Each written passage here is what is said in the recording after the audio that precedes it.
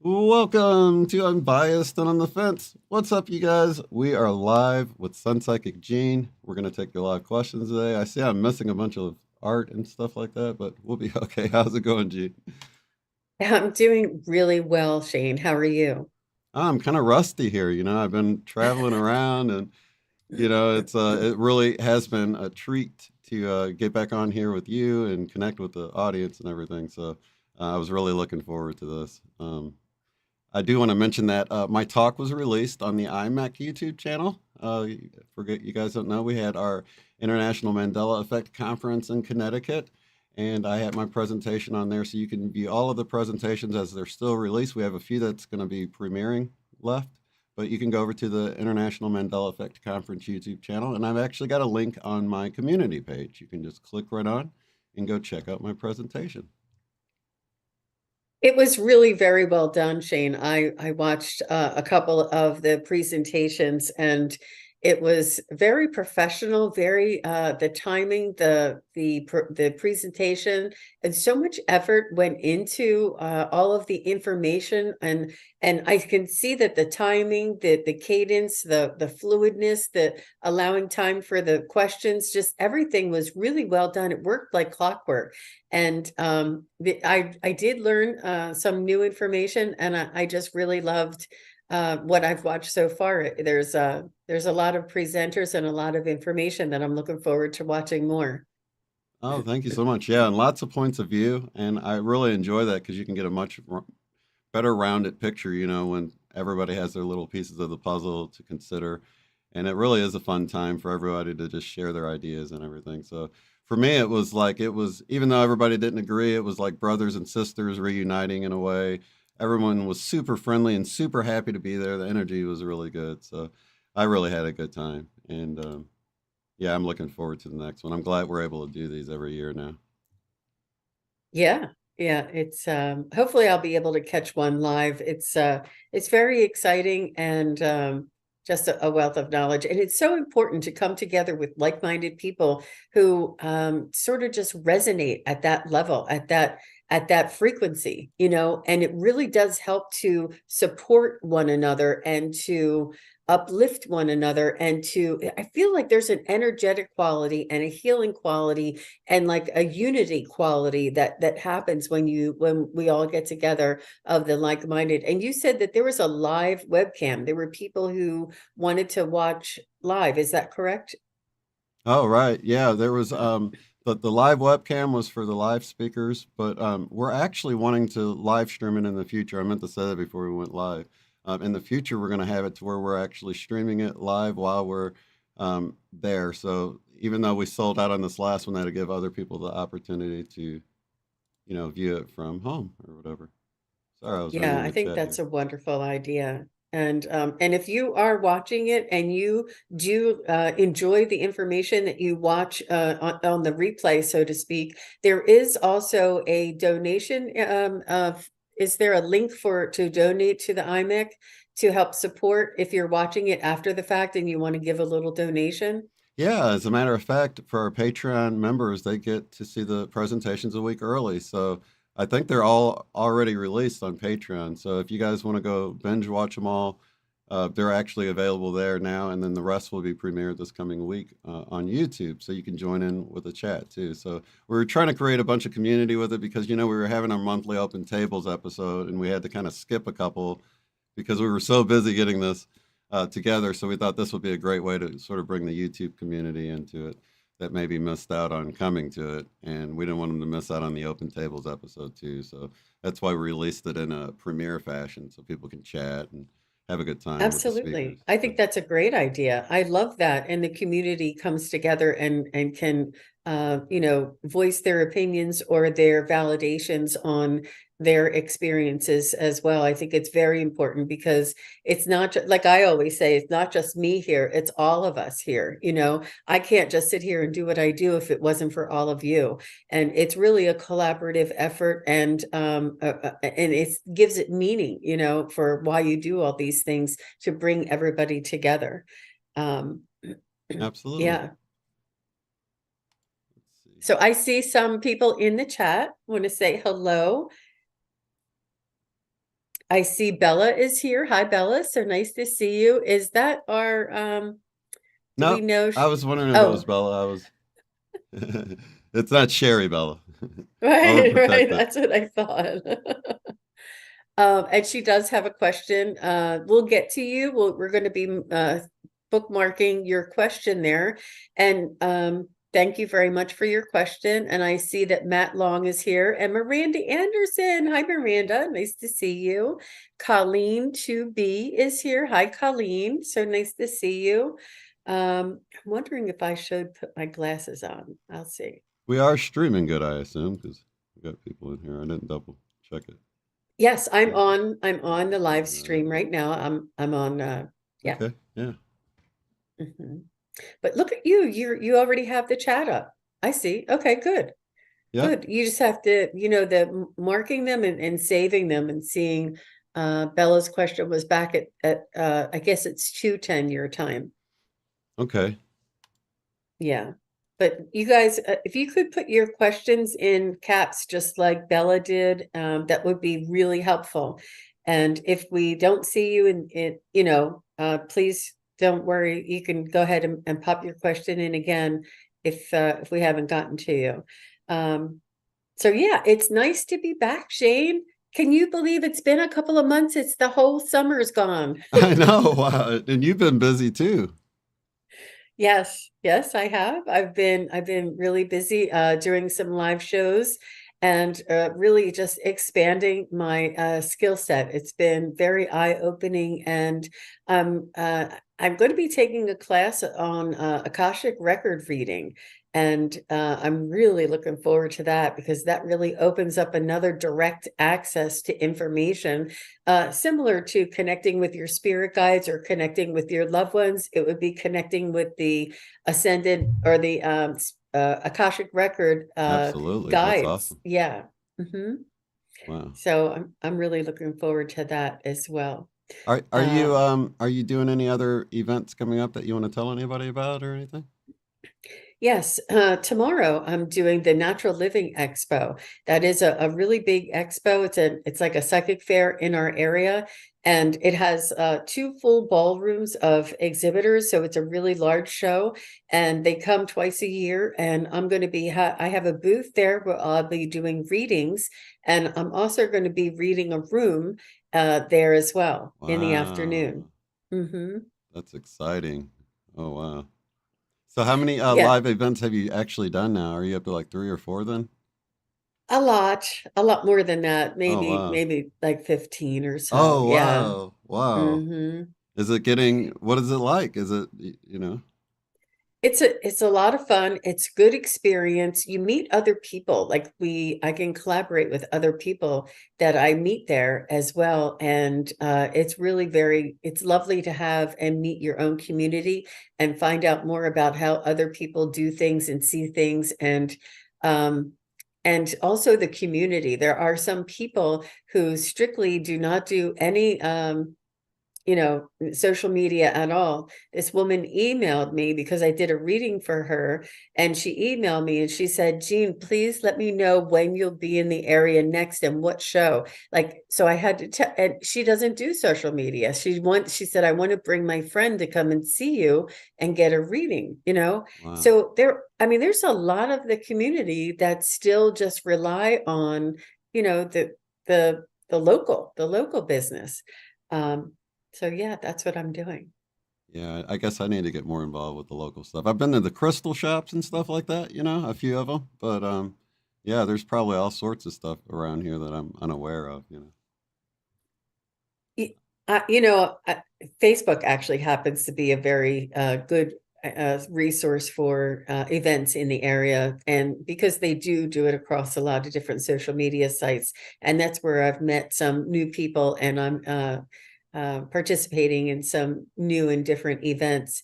I do have a woman, she's called Bay Area Yoga, and BAY for short, and that's her. She has a store in a mall. It's the Francis Scott Key Mall in Frederick, Maryland. And she has like yoga classes in the back. She has like, a training in the back, different types of classes. And she also has psychics at her store. And I'm going to be the featured psychic on Saturday, October 14th. I'll be the psychic that is going to be at her store. So anybody in the area can come and see me there exclusively. And if somebody's walking by and they're interested in getting a reading, they can just walk into the store and get a reading. That is awesome. Did you ever imagine? Think of how far, gosh, you would have never even. That's why I tell people, I'm like, let go of what you think is in the future and just embrace your journey because it unfolds in such a magical way that's beyond anything you could have ever imagined. I don't know. It's like, it's just so beautiful to see all this happening for you. You know what I mean? From beginning to now. And it's just so encouraging. So I want to remind you guys, though, you can check out SunPsychic Jean on her own YouTube channel, or if you want to book a session with her, I have those links right below in the description box. Don't hesitate to reach out to Jean for a reading. Thank you very much. No problem. But we're doing them live now. Matt Long has an interesting question. I feel like I am transgender. Will I eventually be who I feel I am inside? Um, so, Matt, the first thing I felt for you is that you are, it's not will I eventually be, you already are who you feel inside. You're feeling the sense of your essence, which is your soul's essence. And your soul has lived many different lives in the past and in the future. And there's many different genders that we've expressed as in our different lives. And I want you to know that the angelic realm is androgynous, and they're fluid, they're gender fluid as well. So you may have an aspect of the angelic realm within you as well. Also, try to not compare yourself with the societal norms or the societal titles, or to try and put yourself into a box. Express yourself as you are each day, whether it's fluid, whether it's one way, whether it's another. There are so many different nuances, so many different variations, so many different, and you may change through time. You may evolve, you may feel one way one day, and allow that to happen. This is your soul's essence, your soul's energy trying to express itself. It's important for you to focus on creativity and try and refrain from that judgment or trying to define. And you are you. You already are who you are inside. You already are that. And trying to figure it out or place it, allow that to happen naturally, and allow that to evolve, and allow that to change. Try not to judge or put ourselves in a box. They say humanity and humans are always trying to put labels on things. That's one of our limitations, is we try and put labels on things because for some reason they say it makes us feel secure when we have labels or we have an expectation, but really it limits us into our creativity.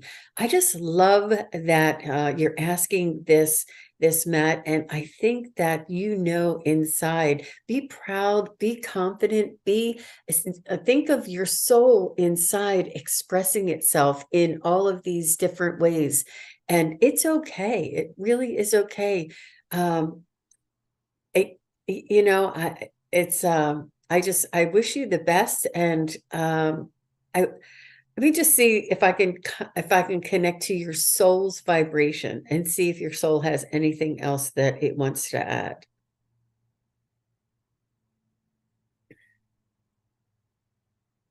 So they're telling me that it's important for you. You are looking for answers, and they're saying your ego is looking for answers.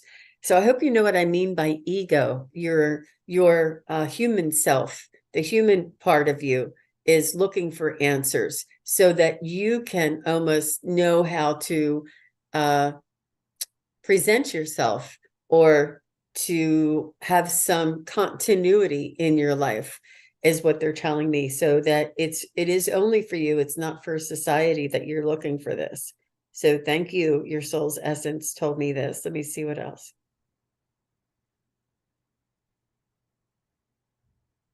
They're asking,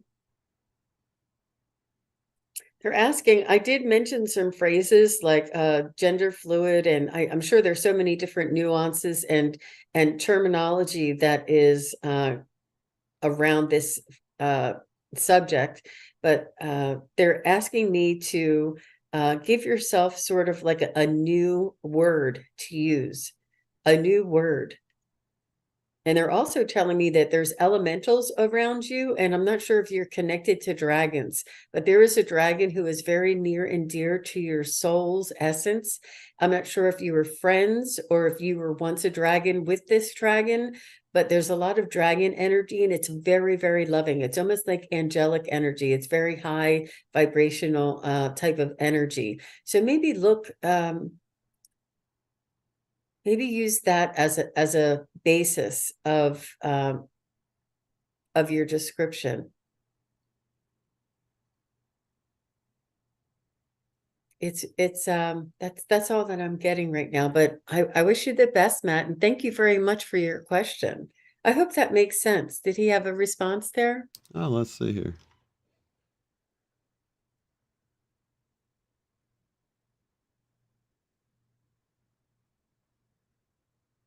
I think he was just asking his question again. Oh, yep. There was a yeah. He just reiterated his question.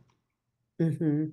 Yeah, and I will add to that that a lot of times, you know, because I personally have a kid who's so balanced in the way they came in, you know, with the male and the feminine aspects or whatever.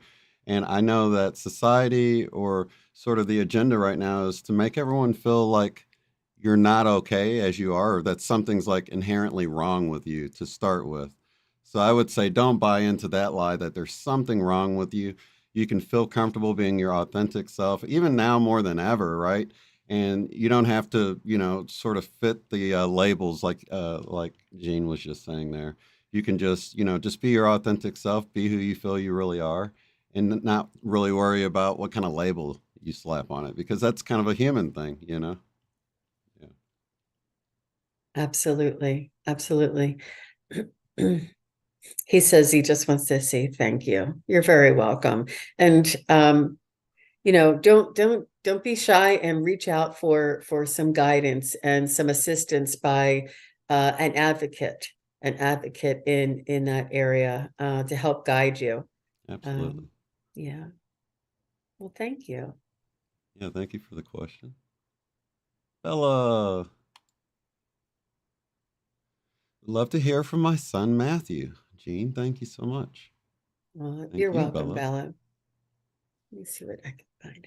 How old was Matthew when he passed? Do you mind me asking? And I'm going to start tapping in.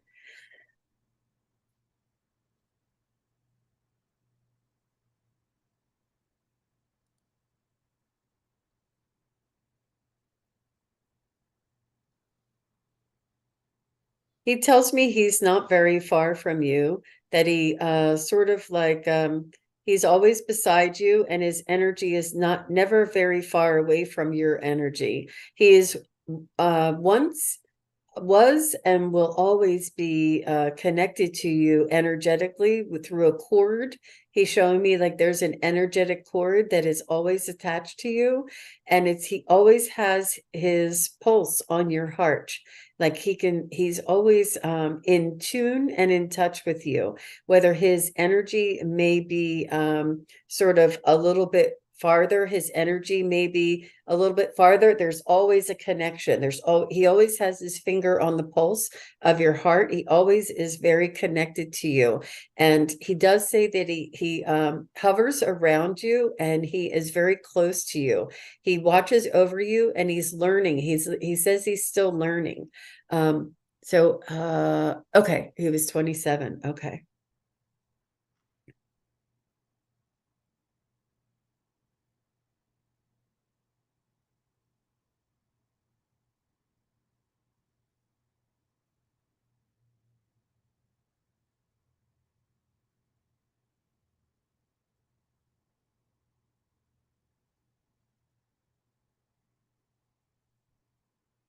He shows me something with polka dots. I asked him to show me something to validate for you that he is still around you. And he is showing me something with polka dots. So I'm not sure if you attended a baby shower or you were at a bridal shower or something looks like it had polka dots on it. But he's showing me polka dots.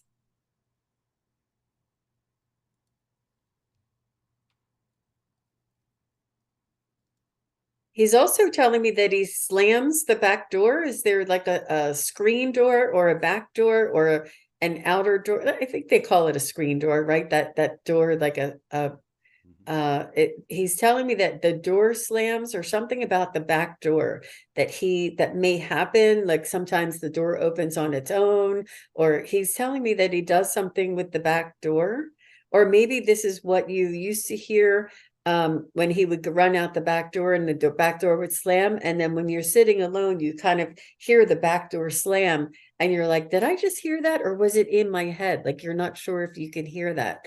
Um, Let me know if any of those little bits helped you or makes sense to you, if that resonates. He's telling me polka dots or that slamming of the back door. Um,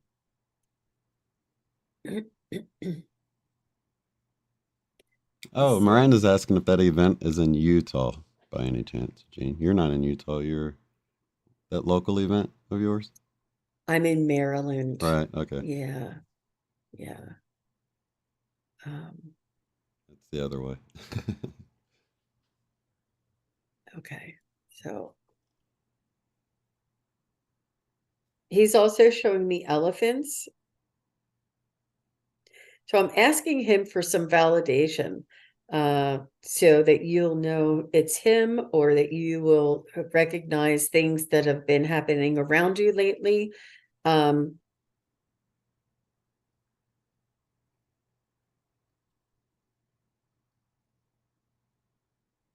he is carrying your heart.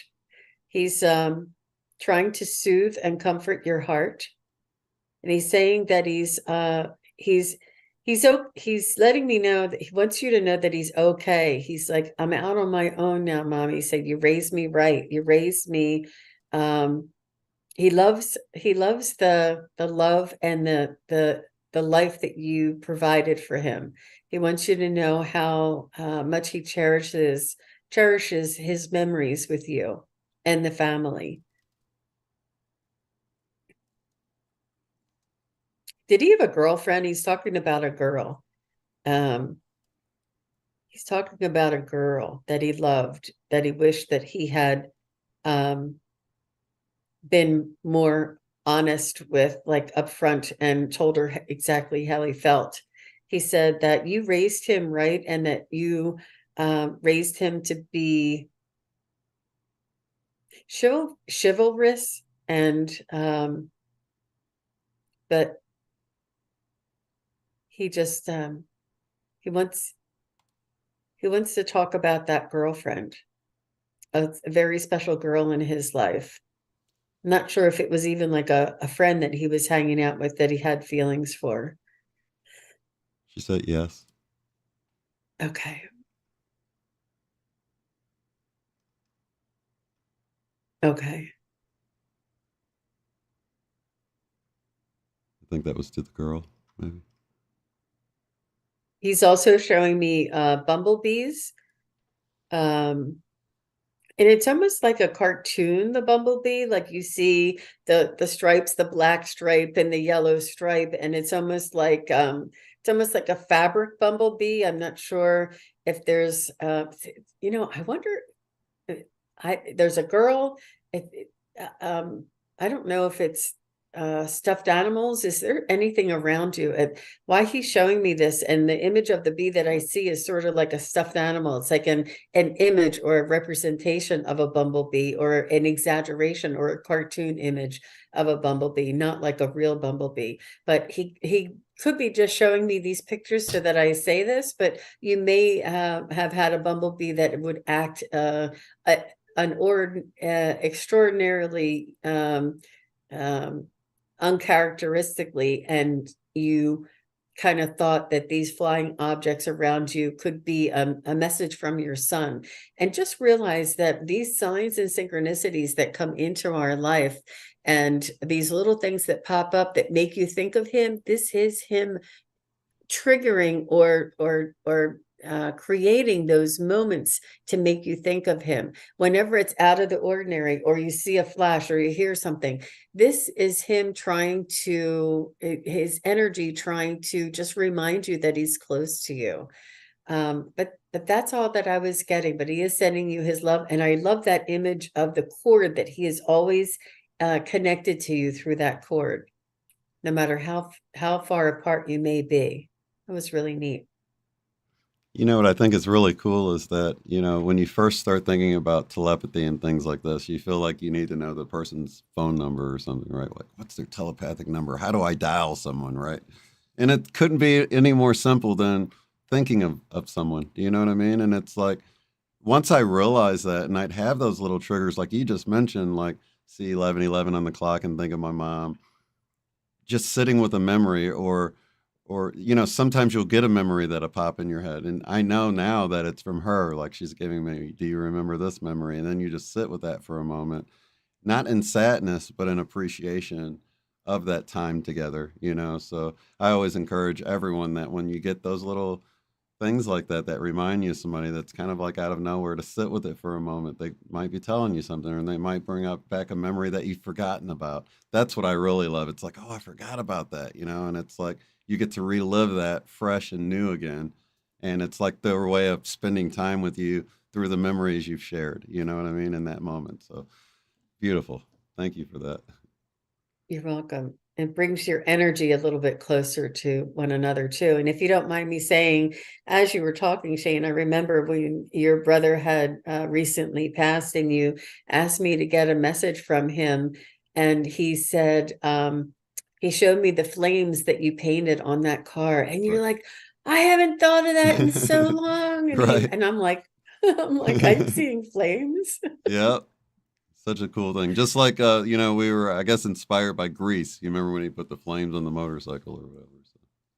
Yeah, yeah. And it just brings you closer, and like there's just no mistaking, but I see that Bella is saying she had her granddaughter in her arms and she can't type very well. It's okay. And she's saying, thank you. You're very welcome. She did say he was in a long-term relationship, and that's the girl that he's was referring to. I see. But yeah, just think about it. And if you do see polka dots, or if you do see like a bumblebee, and you're like, oh my gosh, that's what my son said. Like, it may not have been in the past, it may be coming up in the future. So just Totally. keep an open mind, and let me know if you hear that back door slam. That was really very specific, something I hadn't heard before. But yeah, he was really very loving son. Very nice. I know it's hard for me to separate from them. It's, whew. Absolutely. I think with Colleen, she wants us to connect to her higher team or higher self, maybe. Hi, Colleen 2B. Is there anything I need to know? Any messages from her spirit guides? Yeah. Let's see what we can find out.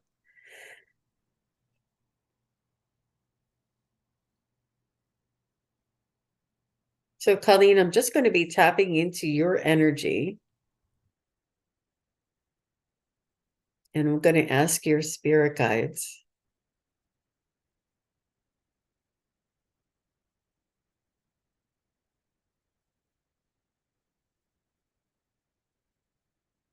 I am seeing a dog. I'm seeing like a brown curly haired kind of dog, or like a little bit of wavy hair.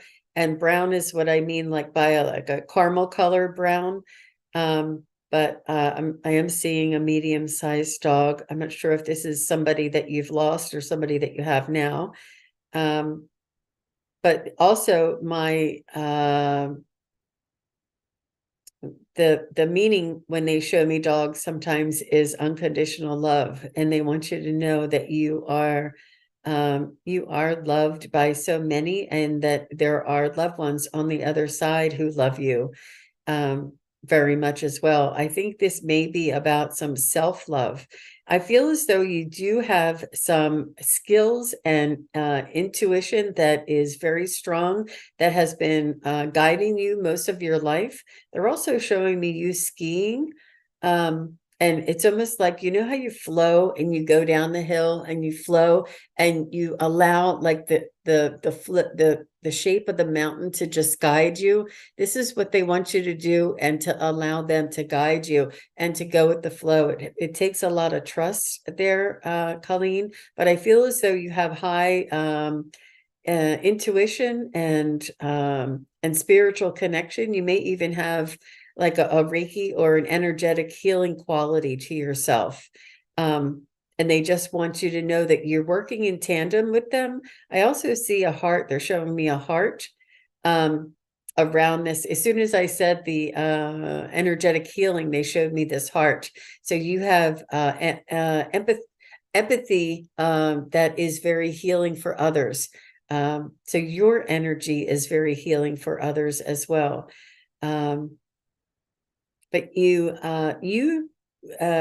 this self-love and self-care, being kind to yourself, taking time for yourself, getting a massage, getting a pedicure, doing things for yourself, and honoring and respecting yourself, respecting your time and not giving so much of yourself away, and allowing yourself to regenerate and renew, because you have these energetic pools, and there's people that need your energy and require your energy, but you also need to hold some boundaries and give that a break so that you can regenerate as well. So this is all around love, self-love, and respecting yourself and your boundaries. So let me know if that makes sense to you. Awesome. Thank you for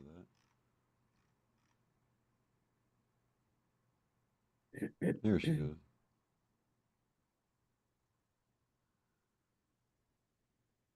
Oh, she's saying, good to know. I tried to go with the flow, and good.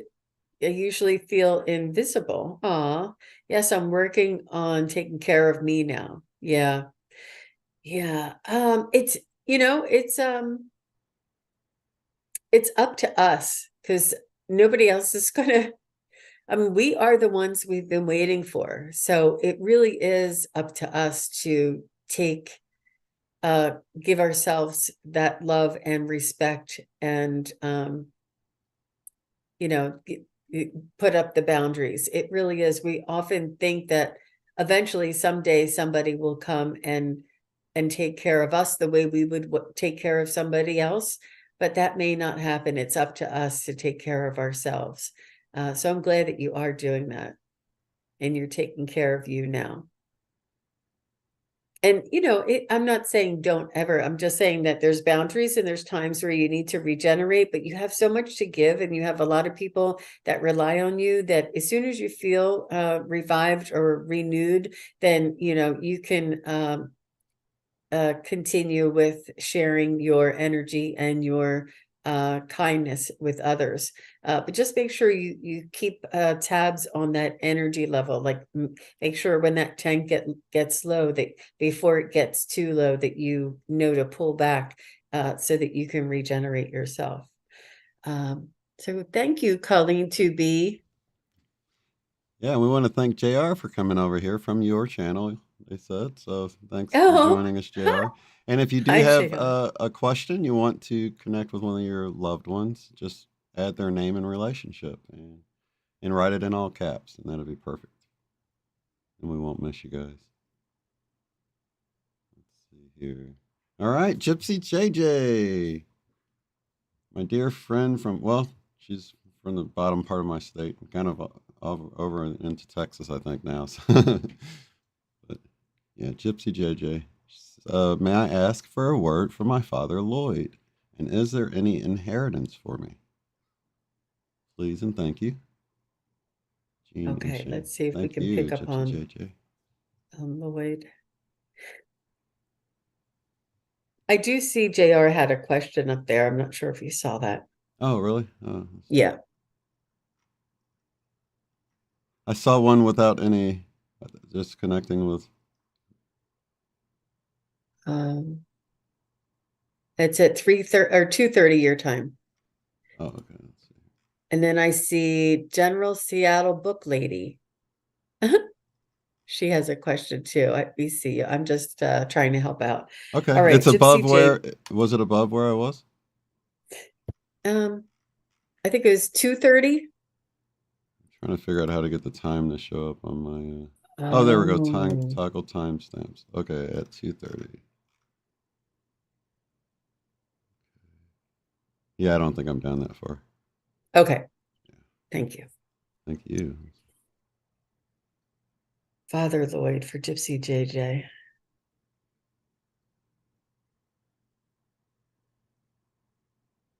He's having a party, JJ. He's really celebrating and haven't he has a very expressive celebratory gratitude, like he's almost saying, I mean, the expression of what we would say is thank God. He's like, whoa, this is great, wow, this is, he's really celebrating and very relieved and grateful and in high spirits, so to speak, on the other side. And Lloyd is just ecstatic, over the moon, very just celebratory. That's this is the energy that he's sharing with me. Um, it's almost like he never thought he would make it out of this world. He almost said he's almost thinking, not sure what if he had any belief about the other side or the afterlife or what might happen after we cross, but he's saying it's better than all of the stories and anything and he's ever heard anyone's talk about. He's just really very loving, very a gratitude filled with so much love and joy in his heart. And he's just showing gratitude. So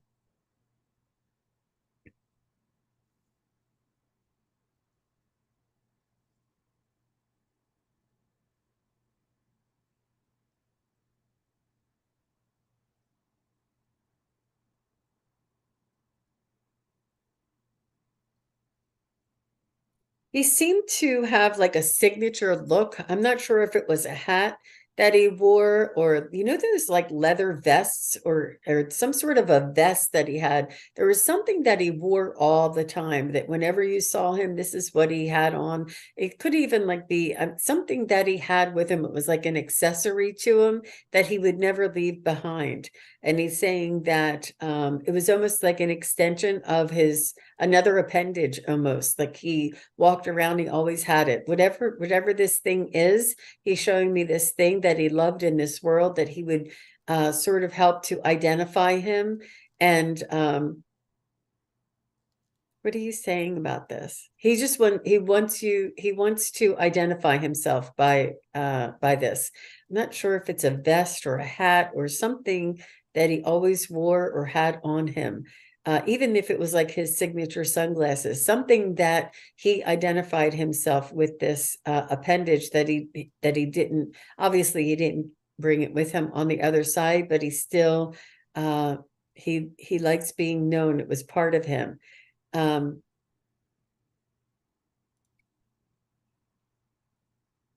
he was he was strict. He had opinions about what other people do or didn't do. Um, and he would tell you what he thought was right. Um, he's saying that I see him as being very chatty, not very chatty, but he would give you almost like a sermon, like he would explain things and give you reasons why he felt that way. Um, and he had a lot of conviction and a lot of certainty in his demeanor as an older man. As he aged, he felt this wisdom, and he felt the need to share it, whether it was like you would roll your eyes and say, "Oh, dad, that's so like 1950s, why do you still think that?"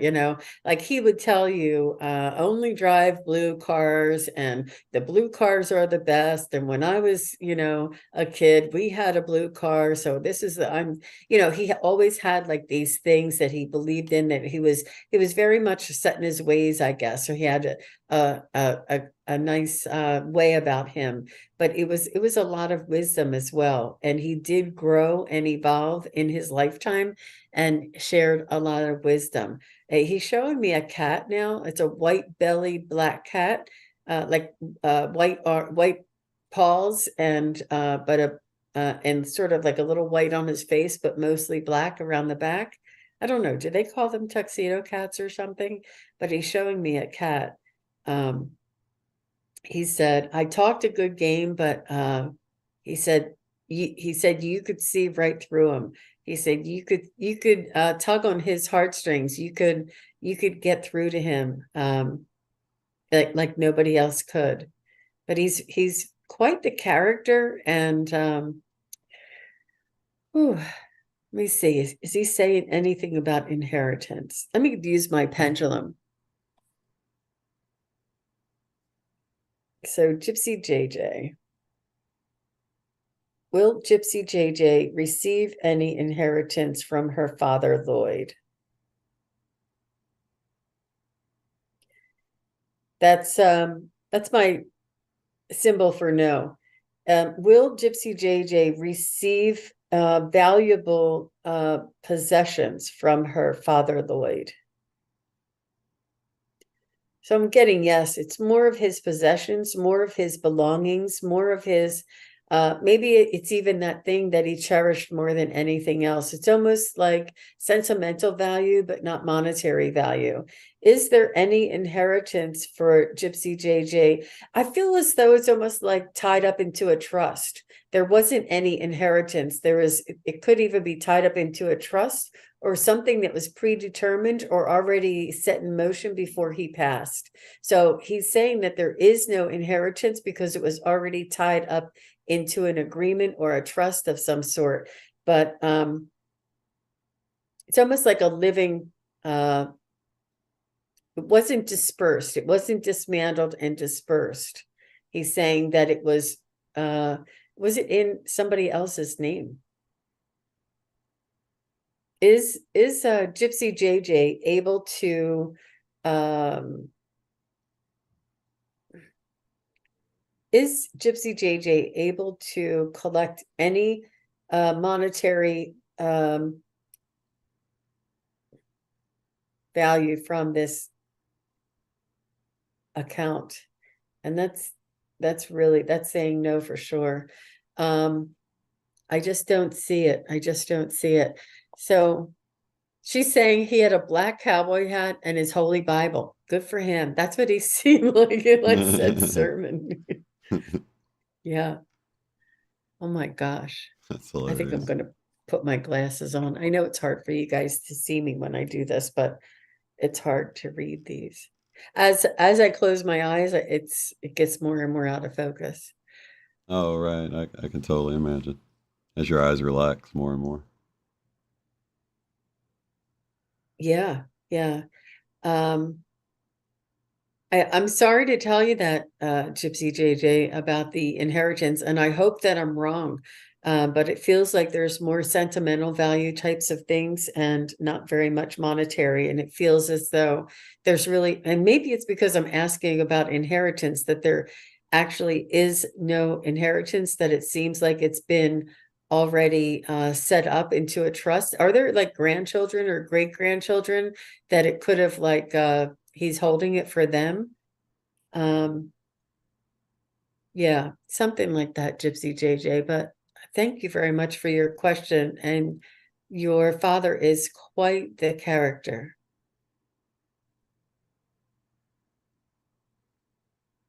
All right. Up next, we have Luis. Thank you, Luis, for the questions. Greetings and thank you in advance. Would love to know if there are any messages for me from any loved ones or from any of my spirit guides. Great Sure, question, sure. Luis.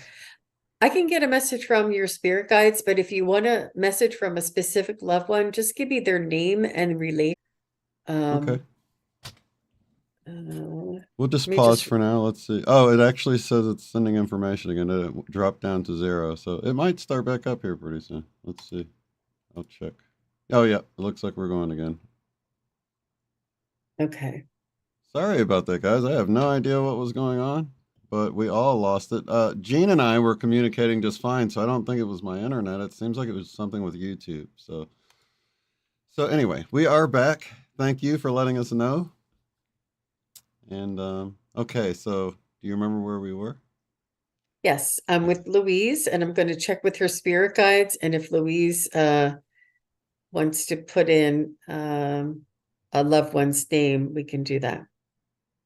Oh, yep. Same way with JR. If you want someone specific, JR, if you can just put their name and relation, that'd be awesome.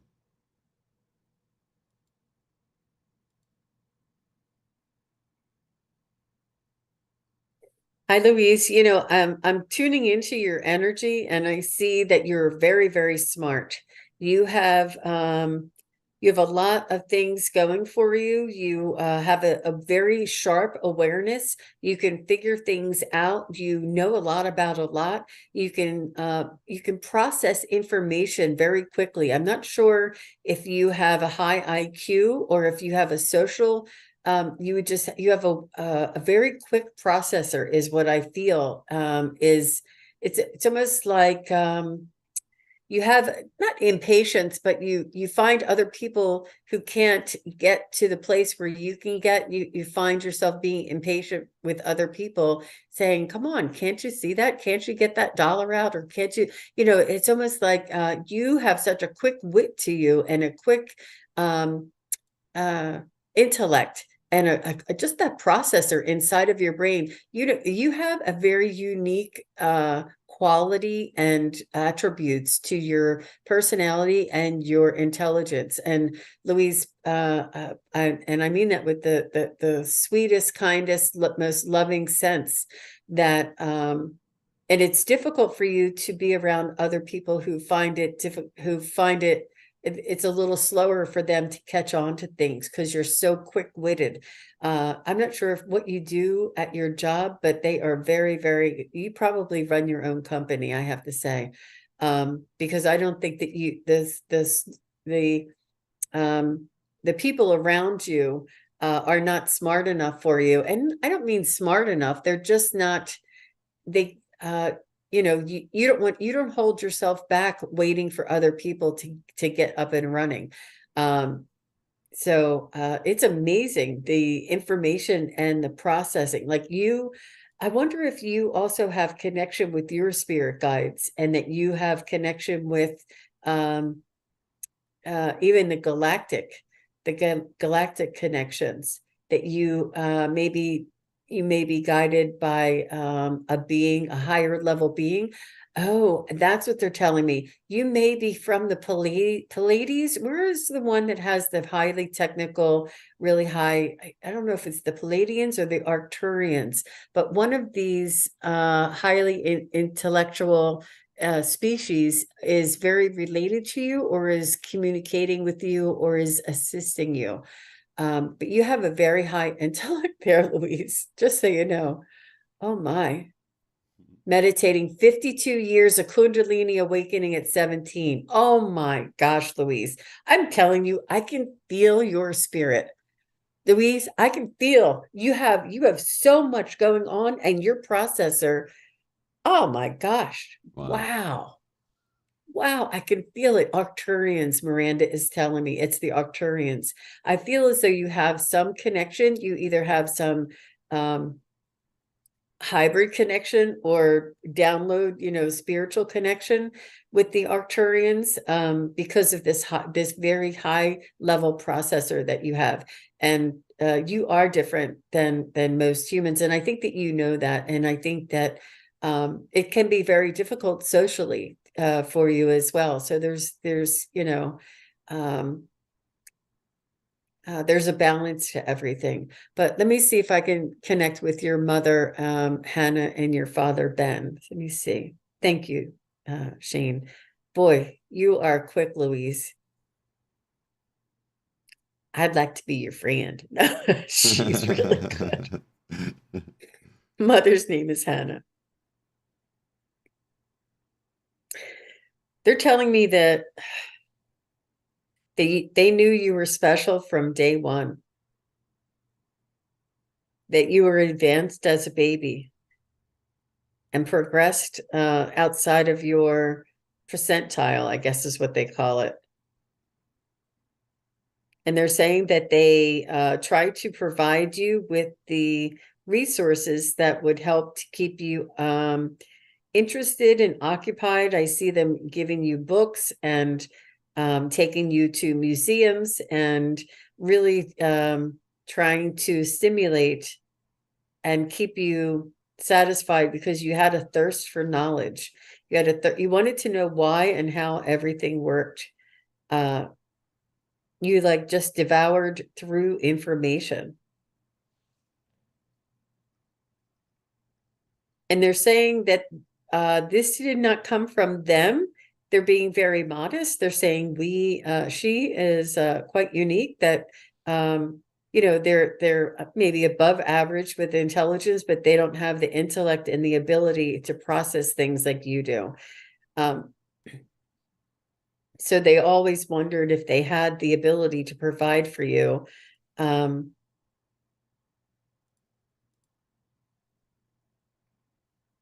give you the highest outcome.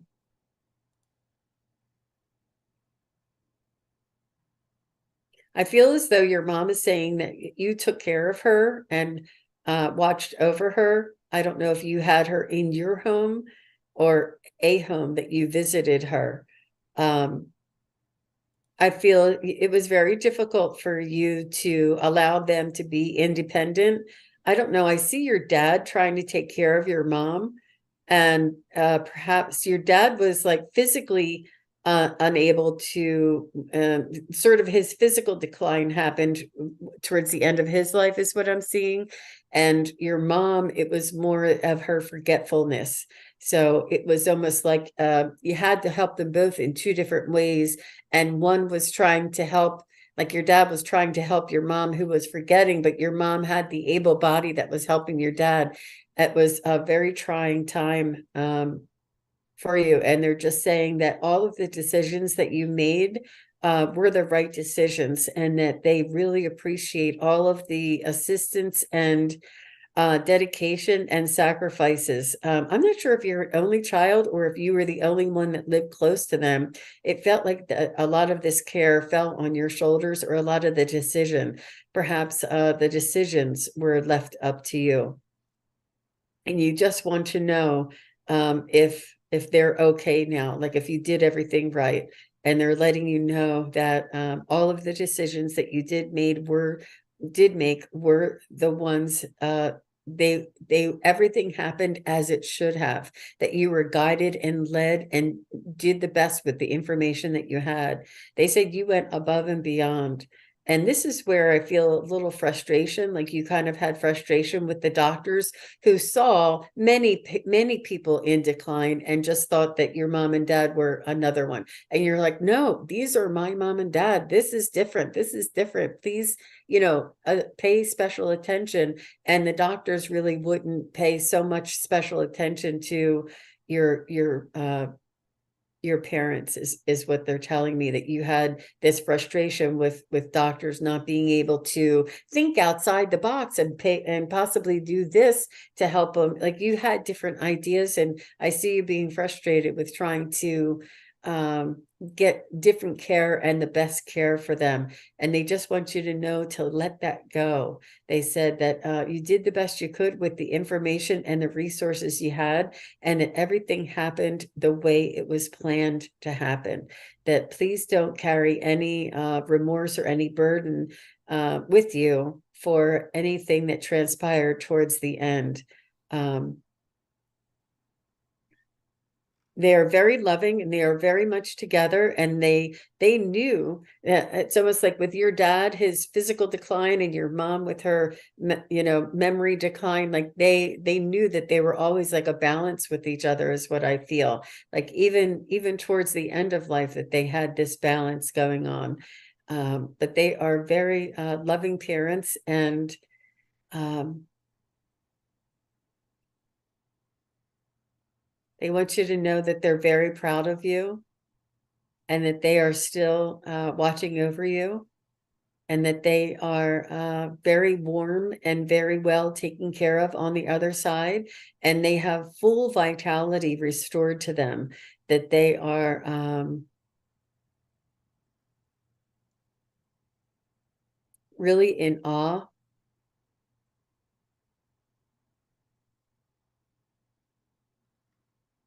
And they're sending you sweet, sweet kisses. Not sure if you see hearts. What are these other like rocks that are hearts, or something shaped in hearts, or even drops of water that look like hearts, or even pieces of cereal that look like hearts? Like, you see hearts in everything. And they're saying that this is the love that they're going to be sending you, little messages, little nudges from them. And they're just very gentle, very subtle energy, but they want to send you their love, and this is how they're going to do it. Wow. Wow. Wow. Okay, good. The decisions were joint, and she's the youngest of three. They were in love for 66 years and always took care of each other. Wow. Louise. Uh, That's so funny that you said that about the hearts and Miranda. Did you see what she put up here?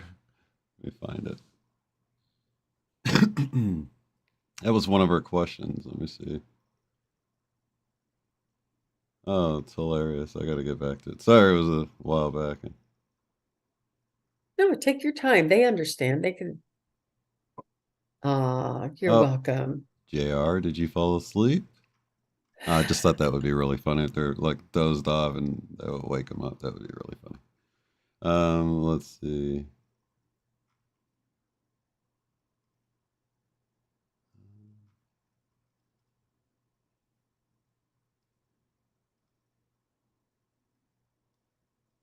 Oh, that's nice. That's nice, Louise. You're sweet. That's sweet.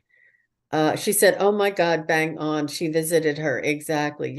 She's the youngest of three. The decisions were joint decisions. That's good. And I love the fact that you said that they were in love for 66 years and always loved each other, and that they had that balance, and that they planned this. And Louise says, "I see hearts, faces, etc. everywhere." Oh my God. Well, There it is. The one I was looking for. From Miranda. It was actually the next question up. That's why it was so funny that you said that. It says, I get heart shaped rocks and stuff from someone. I also get shooting stars that are coincidental for me to think it was just a falling star. Is it a loved one sending the falling stars? Can you tell me? So I think that was interesting because she's seeing the hearts, and I see them too. I always feel like it's my higher team or my guides just like I see that same way with synchronicities. It brings you to the moment, right? So like you can be thinking about the past or the future, but when you see that heart-shaped rock or that 11:11 on the clock, it really brings you to this now moment, and it brings you out of your thoughts and into now where the greatest connection with our team is, right? Always now. absolutely. Absolutely. Yes, yes, because it's in this now moment. It brings us into this now moment because that's where we are connecting with them. We're not connected. I mean, we can go down memory lane, but we are connecting with them in this now moment, not in the past and not in the future, but right now. And when you see that, and it makes you sort of like just stop and like look, and that's what brings us down back to this now moment. And that's a sure sign of a connection from your spirit guides or loved ones. But Totally. wow, that was very, very dynamic, Louise, and very strong coming through. And she's like, "Thank you so much. You're very welcome." Wow. Wow. And it all started with that energy, that galactic connection from the Arcturians and your high intellect in that processor. They call it a processor. And I mean it in the sweetest way, Louise. I hope I wasn't being offensive in any way, but you have an amazing capability and um such a beautiful gift yourself there, Louise. And thank you for allowing me to connect with your loved ones. That was interesting. Okay, so I'm trying to get myself from one into the other. Hi, Miranda. And Miranda and I are connected too. Miranda is very high vibrational and she's a light worker and a spiritual. She has, I think she has psychic, I know she has psychic skills herself, and she's a very strong empath. As well. So perhaps as I was connecting in and Miranda was typing, I mean, all of these things are floating around in the ether. And it's not why I said it, but it could, like, I was thinking of hearts. They were sending me kind things. And for me to say heart-shaped rocks could have been right around the time that Miranda was typing that, Yeah. and I'm not saying, it's just saying there's so much in the ether, and I'm just bringing in information, and it's no coincidence. Like, it's almost like the spirit guides and loved ones know that Miranda is writing this, and they want me to say this so that we can connect. Your loved ones are all here connecting with each other at the same time. There's no coincidence that you're here in the chat with these other people who are here in the chat who also have loved ones that they want to connect with, or spirit guides, or there's so much likeness, so much unity, so much similarities when they come together. It's really beautiful to see. Yeah, and a um lot of us are probably soul family and don't even know it. So it's really interesting to see this play out like this, because those in real time we're seeing constant validation and confirmations, right? It's just amazing. Wow. Wouldn't it be cool to all be Arcturians or something? Yeah. Well, I do know a lot of us have the Egyptian connection, lives Yeah. in Egypt. That's Is really that cool. Arcturian too? No, well, I'm not. Oh, I think Arcturian is either a star system or I don't think it's. Yeah, I think it's a star system rather than a galaxy. Yeah, okay. Andromedan's the galaxy. I think Oh, Arcturian's the okay. star system.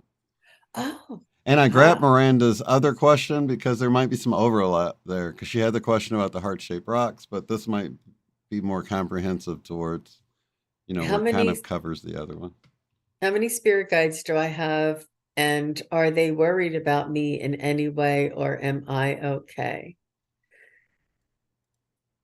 You have many spirit guides. We all have many spirit guides. They come and they go, depending on what the needs are. But I'm seeing the number 16, Miranda. I'm not sure if 16 is meaningful for you, but they're showing me 16, that you have a team of spirit guides. And you have a lot of angels around you, and you have a lot of loved ones around you. Now, I have read for you, and I do know your history, so that this is also providing this information to me. And I love that musicality. I've never forgotten that image that I received of you, that when you play your drums, and how you transcend dimensions when you play your drums. And I love that feeling, and I love that it's almost like your way of meditating when you play your drums. I love it, love it, love it. I would love to see a video or of you playing your drums, and it's just so beautiful. But you're such an empath, and you have like this huge aura, your energy ball around you is probably like the size of a king size bed or something. Like, there's so much energy that you have, that you're radiating around you, and it's very, very sensitive. You're extremely sensitive with all of this uh uh energy centers being so far out. Like, some people have their energy centers very close to them. You have feelers like all the way out. Your arc field is very, very large. And this is your empathic nature that you've always expanded. And this is what makes you so sensitive as well. Um, and have sensitivity and sensitive to things is what I mean, as well as being a sensitive being. Um, I'd see 16, and they're telling me that that number is significant. They're telling me that you have many different angels. Let me see if I can find a spirit guide.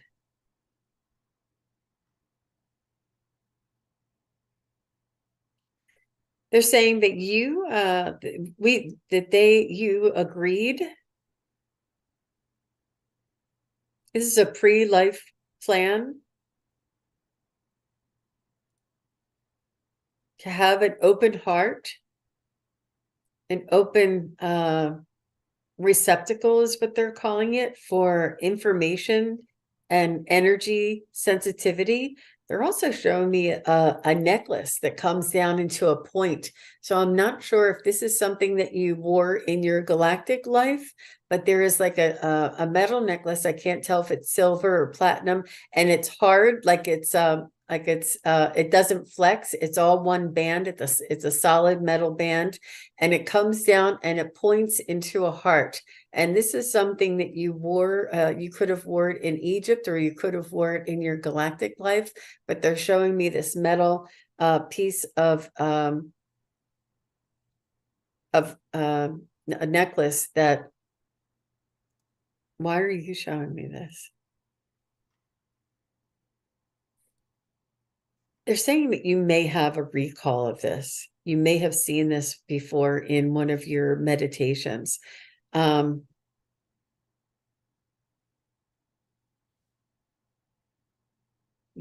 They are sending me all around. I'm trying to get I'm trying to get one spirit guide, but there's so much information coming in for you, Miranda. And Miranda, if you can just sort of focus your concentration, focus on your third eye, and just ask for your spirit guide to communicate. Like, say it's okay for you to communicate with Jean, so I can try and get a little more focus.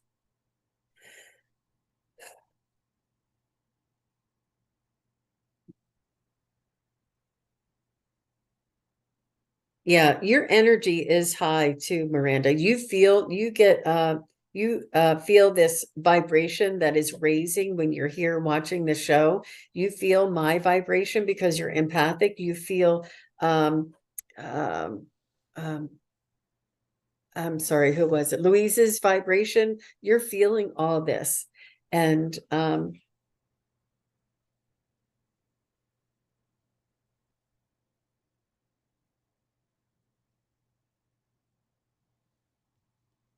they're saying that you have many different interests, and they just want you to know that there is a spirit guide for everything. And it's almost like there's a team of spirit guides, and then there's like a mentor, like a higher echelon of spirit guides. Like there's a almost like a team leader, and then like four spirit guides underneath them that they sort of work together to assist you. And I see them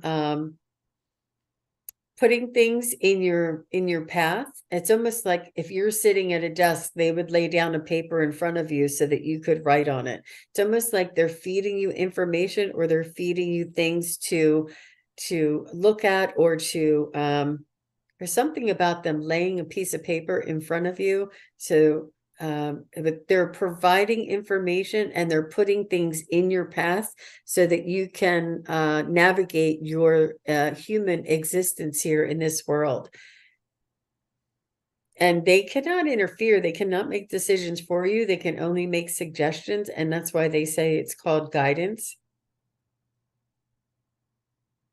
And they're saying that you're doing a tremendous job.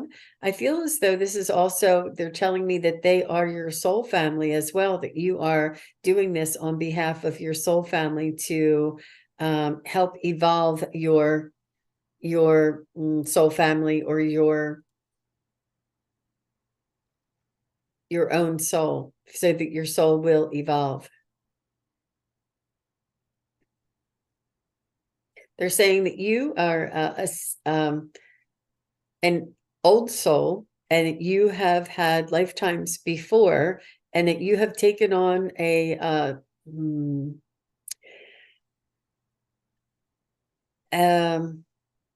tremendous endeavor in this lifetime to help elevate you in along with the elevation or the evolution, to help your soul to evolve, and for the evolution of Gaia as well. That this was an extra tremendous mission, so to speak, for you to experience in this time, because of the frequencies in this world and throughout humanity, that you were able to evolve and upgrade and to change along with humanity, and that you asked for this mission. But you when you asked for this mission, they promised you that they would have your back, that they would be a whole team of them to go with you and to support you through this entire thing. And they're telling me this is why you asked the question, because you can't just get one or two. You feel so many people, so much support, so many spirit guides that come in and out, and you're wondering, could there be this many? Could I be feeling this many? And they're saying it takes a village, Miranda.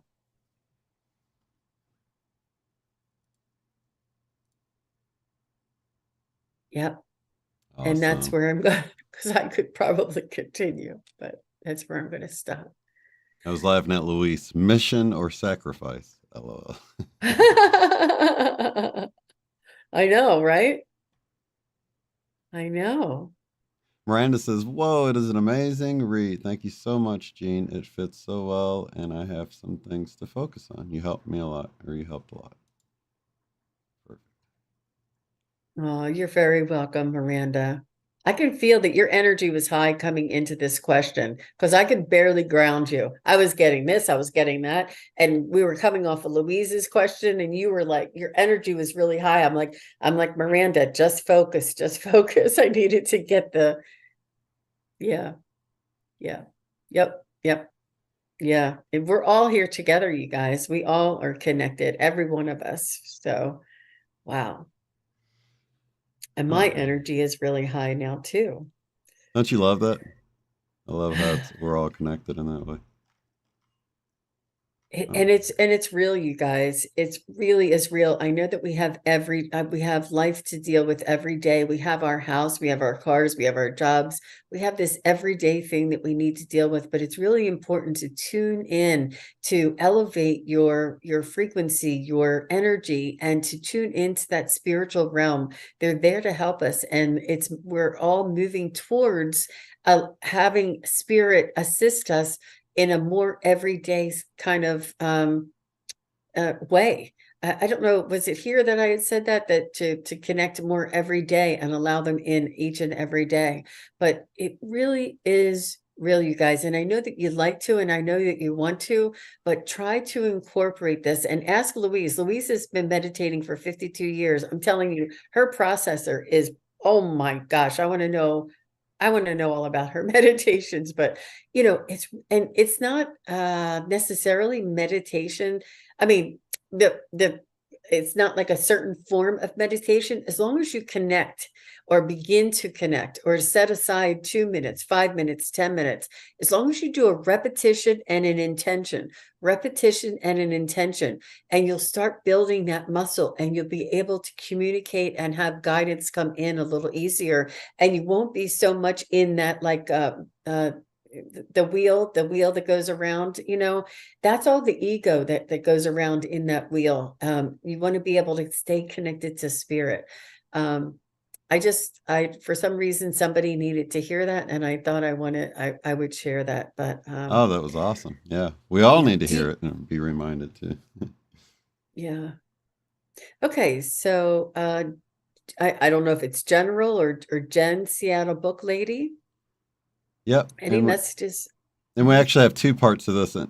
She put this part, and then she put do my granddaughter and my departed mom share the same higher soul. So I don't know if there's a way we can kind of connect those two. Okay.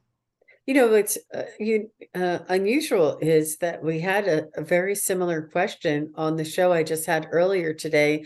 Mark, the Spirit Whisperer, was with me earlier today, and we had somebody asking a very similar question. Oh wow! About sharing a soul. they had a granddaughter and they wanted to know if it was their father reincarnated. Oh. And it ended up being their father's mother that came through, but it was an aspect. So a lot of this reincarnation and this recognizing our loved ones or our ancestors in the new babes, in the new children that are coming into this world. So that's really interesting that there's very similar. Do my granddaughter and departed mom share the same higher soul? And that is a very high, elevated way to ask that question, because you know that there's a higher soul and that there are fractals Mhm. to all of our souls. And we are only one fractal. Our expression in this human existence is only one fractal of our higher soul. Um, um, there's also um, there's also a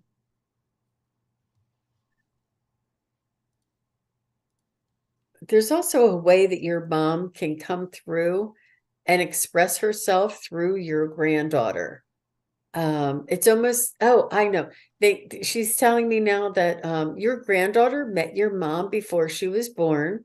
Your mom knew her, and as your granddaughter grew up or, was a baby, your mother would watch over her, and your granddaughter got to know your mom. And it's almost like what I said was like if your mom would go and like wink her eye, and then now the baby does that for no reason, like nobody does it, only your mom ever did it, and now the baby's doing it, and you're thinking, is that mom? But it could be that your mom was watching over her, your mom was around her as a baby and doing these things that your mom always did, and now the baby is picking up on this. And also like mannerisms and things, like if your mom would have a specific look on her face and the baby would be mimicking it. Also, your mom can visit the family through the children. The children are very, it's almost like an expression or an energy can come through, and you'll be like, oh my gosh, that looks like just that face that the baby or that my granddaughter just made looks just like my mom. That's exactly the way my mom used to look. And we understand about genetics and that she looks like her, but these mannerisms are really the ones that are uncanny. And reincarnation is happening faster as well. Let me just check with my pendulum. I can't say definitely yes or no, but it could be some or all of the above. And it's up to you, Seattle Book Lady, what resonated with you, if any of those scenarios. So is Seattle Book Lady's granddaughter her an aspect of her mom's higher self, higher soul? Is the granddaughter an aspect of her mom?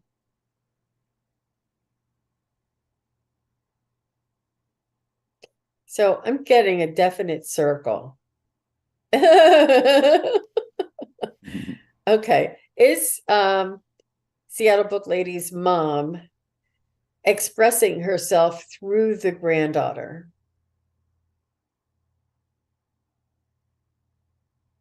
I'm getting a yes on that. Is the book lady, Seattle Book Lady's mom, is she did she sort of uh entertain or be playful with the granddaughter as the granddaughter was growing up? Did the Seattle Book Lady's mom have a lot of influence when she was growing up? I'm getting a very strong yes on that one. I feel as though your mom's spirit was around the baby a lot. That was very strong. And your mom, your departed mom has a lot of energy in this Seattle Book Lady. And this it's really moving. Oh, the granddaughter is 6 now. Okay. Wow. Wow. Yeah, and it's hard to be definitive on that, but I hope that gave you some ideas or some things to explore on your own, and what feels and what resonates inside of you. So, do you think I answered that okay there, Shane? Oh, I think it was beautiful. Perfect. Yeah, but thanks for letting me know that she's 6 now, because yeah, this is the it's so beautiful. And your mom has a lot. She's here and she's very strong, and she wanted to make sure that you knew that she was with the grandchildren. She's telling me grandchildren, not just your granddaughter. Um, and your mom was sort of like your best friend. Did your mom have you when she was young and you two were like close in age, like only 20 years apart or less than 20 years apart? But your mom's just telling me that she's really proud of you and that she's so happy for you to have that grandmother experience, that it was she's just she's really And her name is Jane, oh, the mom. the mother, her mother. Yeah, Hmm. Jane is yeah. Keep connecting with her. She's really she's really very special, and she loves you and the family so very much. Yeah, it was such a perfect little circle it was doing there. All right, Mhm. let me take a step back. I know. Hi, Billy Bo. Hi, Matt Long. He's saying thank you very much. Oh, you're very welcome, Matt Long. He's like, I love you, Gene. I love you, Shane. I love Oh, we everybody. love you That's guys.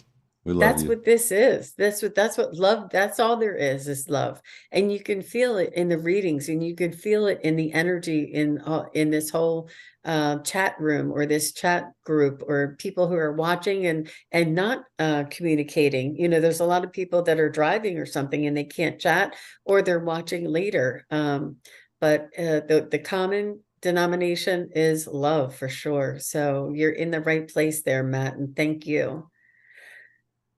Nada is here. I'm just going to say hi to a couple of people. Yeah. Bilbo. I want to say Billy Bo. Louise. Miranda. Anna T. I see Anna T.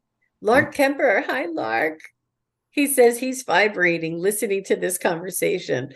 Lark is a dedicated viewer on my channel as well. So he's and Lark. Sometimes before I say something, Lark will put it in the chat, and it'll be before I ever said it. And he and I are on the same wavelength. That's very cool. So Deerland is here. Biker Babe is here. Hi, Biker Babe. Yeah, it was such a cool thing to see Biker Babe in the chat. Ilona is here. Ilona is here. Yeah. Oh, thank you guys for coming by. I know we've been off for a while. We've both been quite busy, but it's just so nice to see everybody. And JR is here. She said hi. She just wants you to know that she's still here hanging out for her question. Oh, okay, yeah, if we can get a name and relationship, JR. That's what we were waiting for to get to yours. And, Oh, so if you don't mind, I want to just read what Seattle Book Lady said. She okay. said her granddaughter is an amazing kid. We all feel my mom very strongly. My mom was a dear friend, so her and her mom were friends. She said she had a near-death experience on the day of my birth. Her mom did. Wow. Wow. Thanks for sharing that. That was really important aspect to it. Thank you very much. And Julie N is here. So nice to see everybody. Oh, thanks. Matt Long said he subscribed to my channel. Thank you very much, Awesome. Matt. That was sweet. Yeah, and what a great reminder. If you guys haven't done that already, in the description box, you will find SunPsychic Jean's YouTube link, as well as her link to do a session, a private session. If you don't want to ask on here and you want to do a private session, that might be the way you want to go, you can connect through that link in the description. I just added my YouTube. Oh, okay. Yeah, I just added my YouTube link Oh, to the chat. there. Yeah, Oh, perfect. and JR just subscribed to you, Shane. So we're Awesome. all getting some love from everybody. Very cool. Thank you very much, you guys. All right. So is it Ilona, right? Yep, Ilona has a question, but she actually had a follow-up messages from her grandparents, Leonore and Bruno, if we want to specifically connect with them. No, Leonore. Wonder if Leonore. that's Leonore and Bruno. Wow, her grandparents. Okay.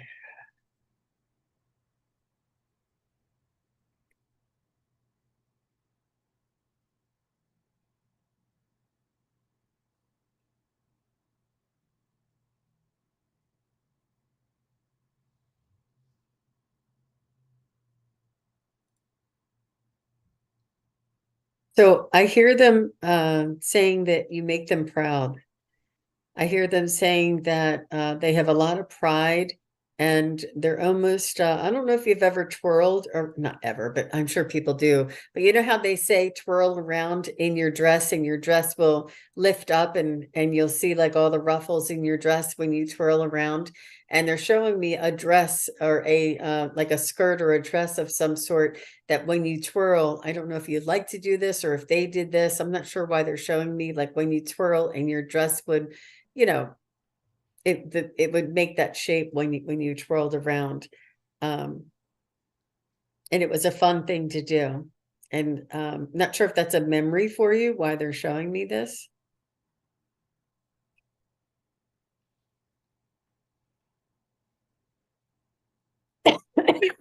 Excuse me. So they're saying, hang on,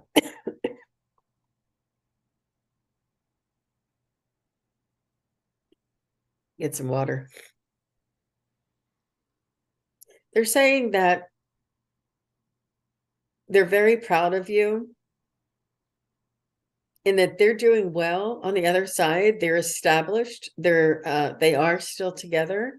They are established. They have responsibilities and jobs on the other side, almost like more like a responsibility, more like an honorable contribution that they make on the other side. It's almost like they also have had time to enjoy the splendor of what's on the other side. It as like a reprieve. There's a little bit of a break, a little bit of a rest period for them.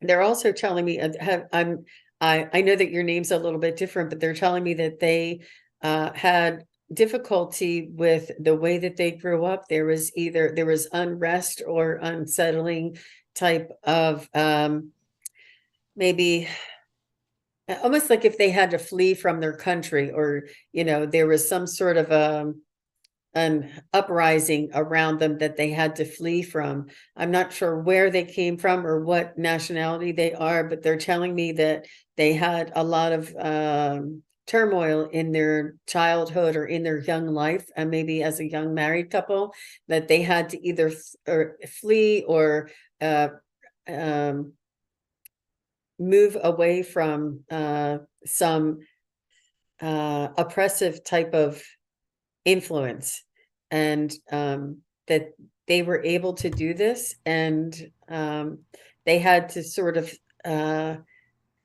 they carried a lot of burdens, they carried a lot of images, they saw some of their neighbors perish. I'm not sure if this is the Holocaust, actually. They're showing me something like really, really, really oppressive, and just something that it sort of like was burned into their brain, that they saw or witnessed or understood. It's even like if you lived at that time and you understood what was going on, it would be such a burden to carry that for others. And they're saying that as their life, when they did cross, they were given this reprieve, they were given this holiday, they were given this really sunny, beautiful playtime to relax and rejuvenate and to restore themselves.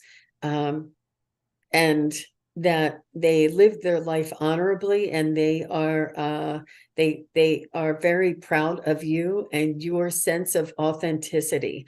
Like there's something that there's like this pride in who you are, and not to hide behind sort of like handicaps or something, or make excuses. My hair is short, I can't do this, or I only have 3 fingers, I can't do that. Like there's nothing, whatever the handicap might be, there's no excuses made. Like you push on regardless of what your personal challenges may be or what your personal history may be, and they're just letting you know that they're very proud of you for this, and they're lovely people, and they're smiling like we're so good, we're filled with love and we're filled with light, and they're just showing me like this utopia on the other side that they get to experience to sort of help cleanse their soul of all of this maybe tragic type of circumstances in their life, or maybe a witness, something they witnessed in their life. It doesn't even have to happen to them. It's just that they were a witness to it and they carried this energy with them. But now they're being rejuvenated. They're also showing me your grandparents are funny. So they're showing me, you know, the scene in Wizard of Oz where they all go to Oz and they all get primped and shined up and you know stuffed and all that, and the lion gets his hair curled. They're showing me this. They're showing me that they're being renewed and rejuvenated on the other side, and that that they're smiling and they're beaming so much love, and they're watching over you, and they're just letting me know how proud they are. Oh my gosh. So what is she saying? Yes, I did when I was a kid twirl around. Okay.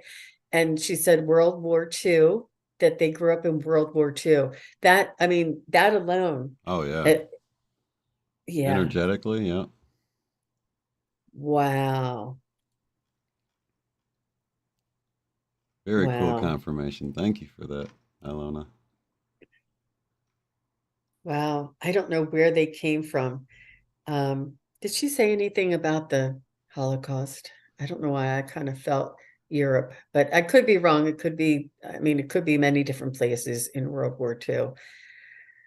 Ooh, I don't know if you would mind telling me where Poland. Yep, yep, yep, yep. They were in the heart of it. Oh my gosh.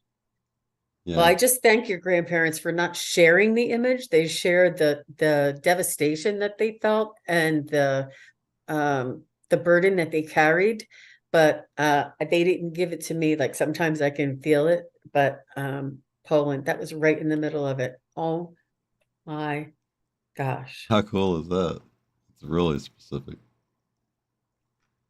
Your grandparents are really, really good communicators, and you, Shane, allow me that I trust you to have my back and allow me to just go all the way up into that realm, or that altered state of consciousness, so that I can bring through those messages as clear as possible. Awesome. And everybody here in the chat helps to raise that vibration and enables me to do that as well. Very It's cool. It's quite unique. It's quite unique being here with all you guys. So thank you. All right, I think I found the one we're on here. Anna T, you are up. Okay, I would love a message from my father, John. Thank you. Thank you so much for the question, Anna T. Okay.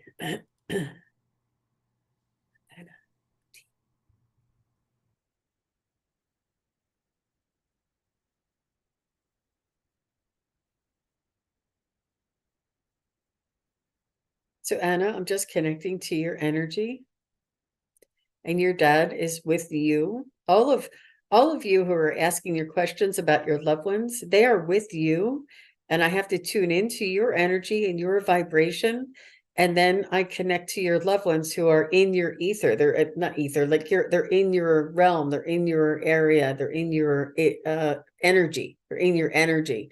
I'm trying to think of the right word. So I'm connecting to you, Anna.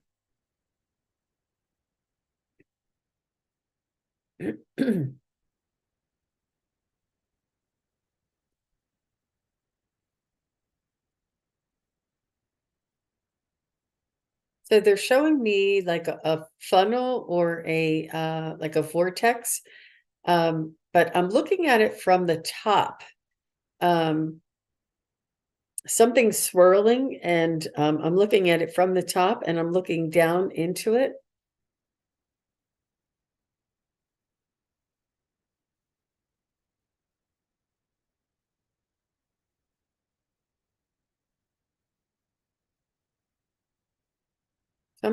I'm just going to go out on a limb. Was your dad a plumber?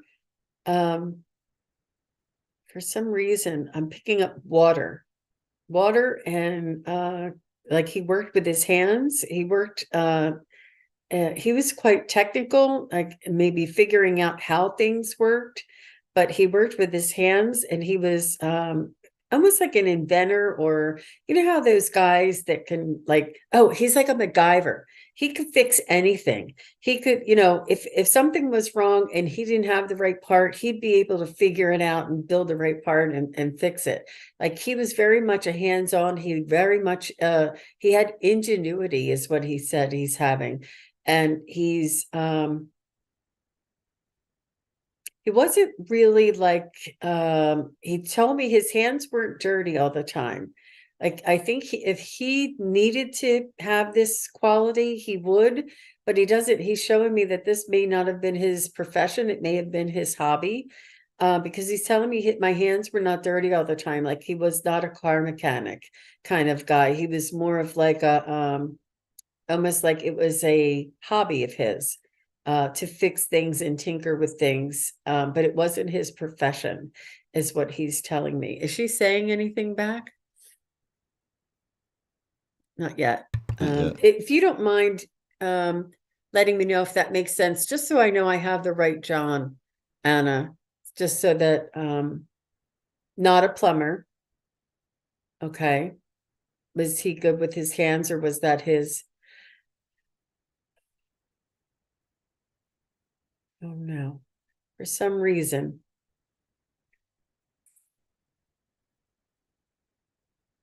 Oh, no. Okay.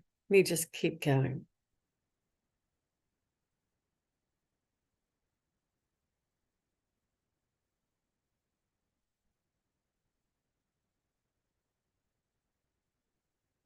Yeah, for some this resonates. Okay. All right. Thank you, Amity, because I'm not getting sometimes they yeah, it's important for me to make that connection to allow him to come in closer. Because he does seem like a mild-mannered guy. He does seem like he wore wired rim glasses. He seemed like he maybe had like a workshop that he would work in or something. I'm not sure what he did, but he liked to tinker. And it was almost, he's wearing like wired rim glasses. He was very well read. He liked to read everything from cover to cover. He's showing me. And he knew a lot of things. I don't know. Do you mind telling me what he did for a living? Because I can't figure this out. He's showing me a lot of different things. John,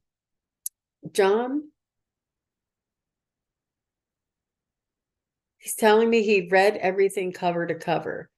He's telling me that he liked magazines, liked newspapers, liked, even if it was something like a church bulletin or something, he would like consume every word of it.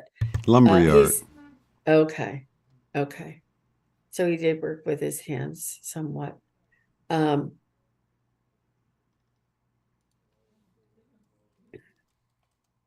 he really he liked, that was his favorite pastime, I think, was reading. Um,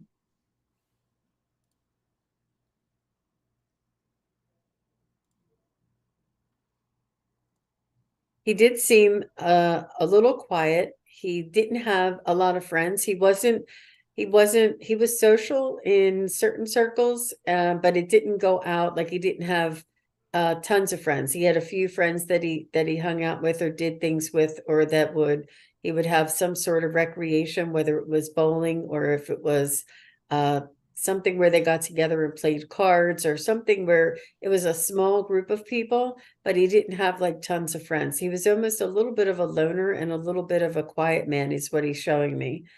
Um, but he would, like, go to picnics and do things with neighbors, not anybody that he would confide into, or have, like a close buddy that he would go fishing with or anything. It would be more of like with a bunch of neighbors or with other couples, like, a little more, not as intimate, if that makes any sense. But he said he really enjoyed his life. He enjoyed the family. He enjoyed the children. He loves his wife, but he wasn't a man of many words. Like he almost kept things, he was very cerebral. He would think about things a lot, and you wouldn't be able to see much from the expression on his face.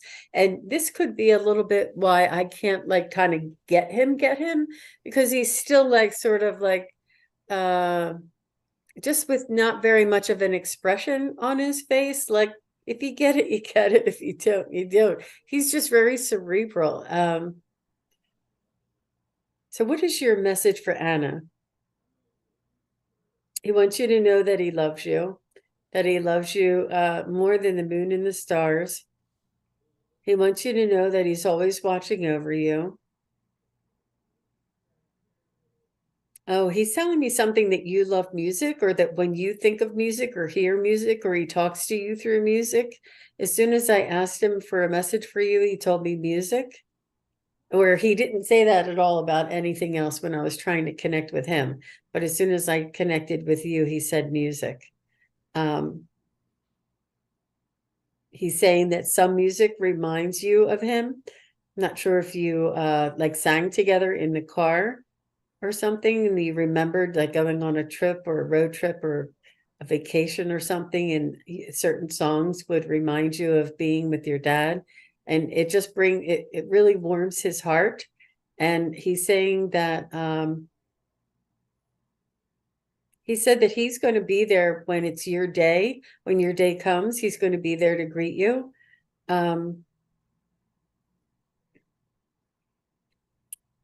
He's just saying that my actions spoke louder than my words. He said he may not have looked in your eyes and said, I love you every day. But the fact that he got up and left early and went to work and came home and, fixed the house, like there's things that he feels as though he did to show you that he loved you, to show you that he supported you. And now he's showing me you as a young woman getting married.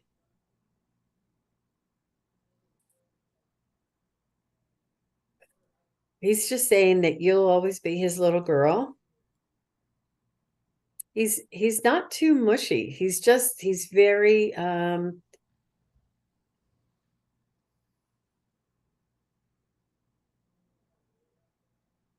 he's saying that she knows I love her. He says he hears when you think of him. I'm not sure if maybe he had a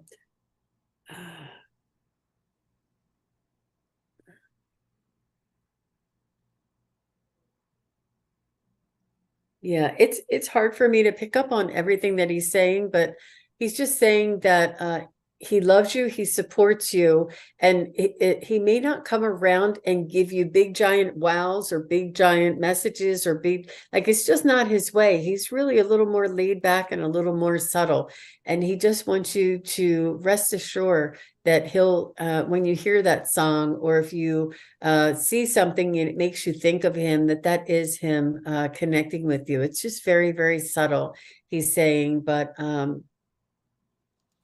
he says that you can see him in your own eyes when you look in the mirror. I'm not sure if you resemble him, or if you have an expression, or you look like him when your hair is wet or something, but he's saying you can see him in the mirror in your own eyes. He said that maybe you look a lot like him as well. But he just wants you to know that he loves you. He's sending you lots of love. So Anna, okay. So I see something up there that she's saying spot on. Yeah.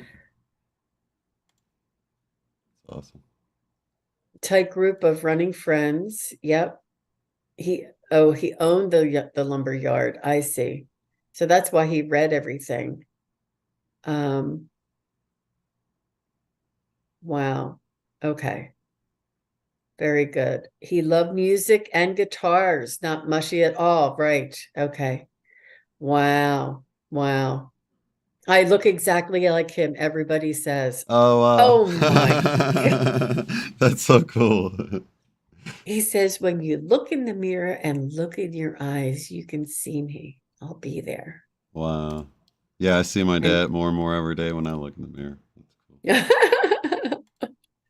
wow, energy. Good. He was, and it's not whether he's talking to me or if I can get him. It's just sometimes that's the energy of how they are, and this is the energy of their soul.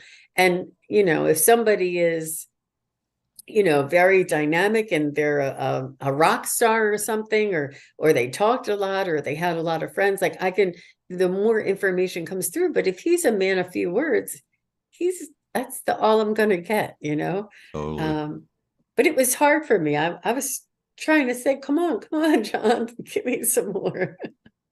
I am so But appreciative for LZ stopping back in and checking back in. Hi from Canton, Georgia. I finally moved after 6 years. I asked you a couple times about my move, and you were 100% right on. Thank you. And thank you oh for my, checking back in, LZ. Do you remember talking to LZ a while back? Yeah, wow, that's amazing. wow, Very cool. that's amazing. Excellent. Good for you. I'm glad it worked. And it could have been the pendulum, obviously, because sometimes the tools that we use, it's important um to get that validation that our tools are working as we expect. So Yeah. thank you. Okay, Nada's up. Let's see. Any messages from my dad? His name is Charlie. Okay, it's Dad's Day for sure. Yeah. Um, Shane, I think this is going to have to be the last question, though, if that's okay. I'm Yeah. sorry, you guys, No but problem. Yeah, we are coming um, up on the top of the hour. So, yeah, yeah. So is it Nada or Nada? Nada, Let's see. Nada, maybe. Yeah. Messages from her dad, Charlie.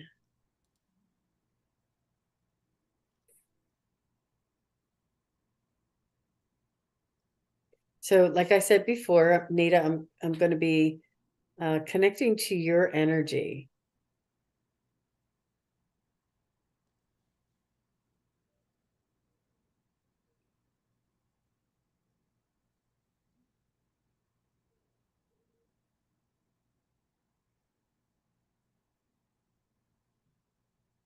So you are quite emotional. You have a lot of heartfelt emotions about your dad, or just in general. You are an emotional person yourself.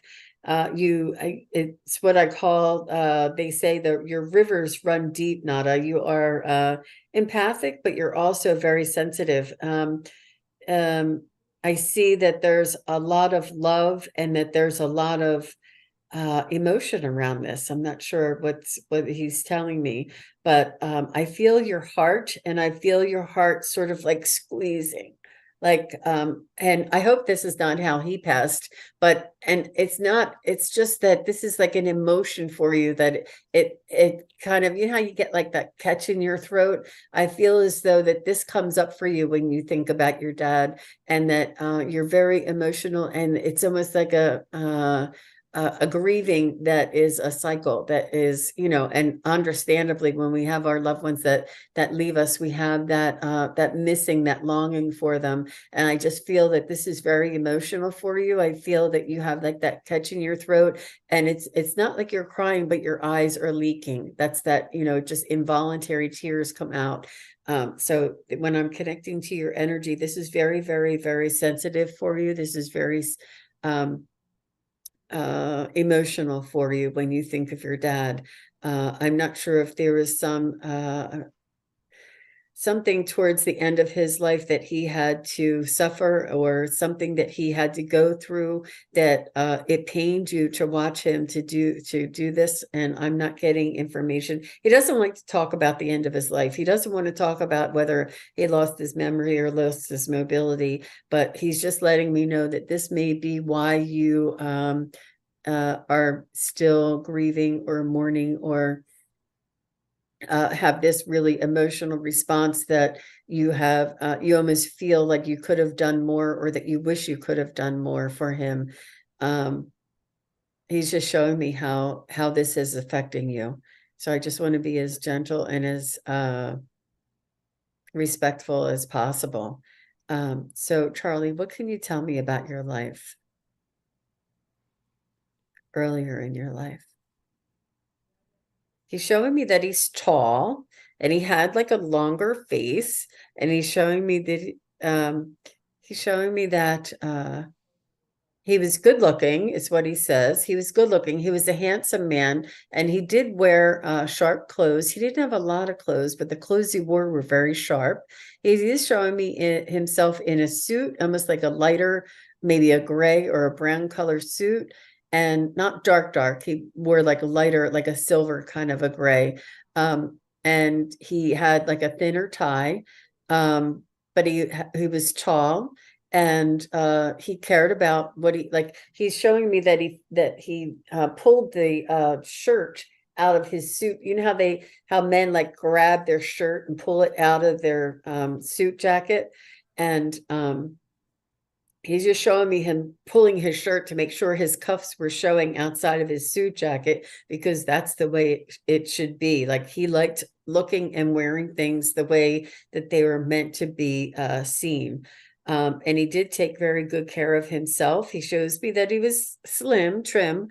And this is him. I guess he's showing me like maybe in his 50s or 60s, he's showing me, but he was very much a proud man and very much a smart man. And he lived a somewhat of a comfortable life. He wasn't like rolling in it or anything, but he had everything he needed. It's almost like a what they used to call like middle class suburban or something, that he was able to provide for the family and have a home that had modern conveniences, but not anything extravagant.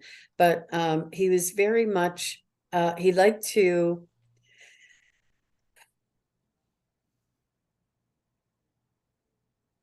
let me see, Charlie. He was a really nice guy. He was very sweethearted. And this is probably part of your love for him, that he was such a sweetheart. He was very kind, and not soft spoken, but he was very kind and gentle, but smart. And like he could, I'm not sure what he did for a living. I keep trying to see him going to work, but he had a good mind and an assertive quality, and he had presence when he needed it. But he was when he was at home and with his friends and with his family, it was a little more soft spoken. Like, yeah, sure, you can have another bowl of cereal. Just let me get it for you. Like, he was very kind and sweet and loving. He had a beautiful heart. And I'm not sure if that he's something about his heart. I'm not sure if that's how he passed, or if it was like congestive heart failure. There was something around his chest and his heart that he's showing me. But he's saying he doesn't want to talk about that. Every time I talk about that, because I ask, how kind of, and he's, I don't want to talk about that. I want you to see me at my best, at my, my heyday. In other words, like what my true essence is. So is she saying, He was a gold miner, oh, wow. very loving, like you said. Okay. And a top hat. Oh yeah, and the top Wow. hat. Yeah, Wow. He did like to look very nice, very loving. Oh, wow. Wow. So I'm going to ask him for a message for you.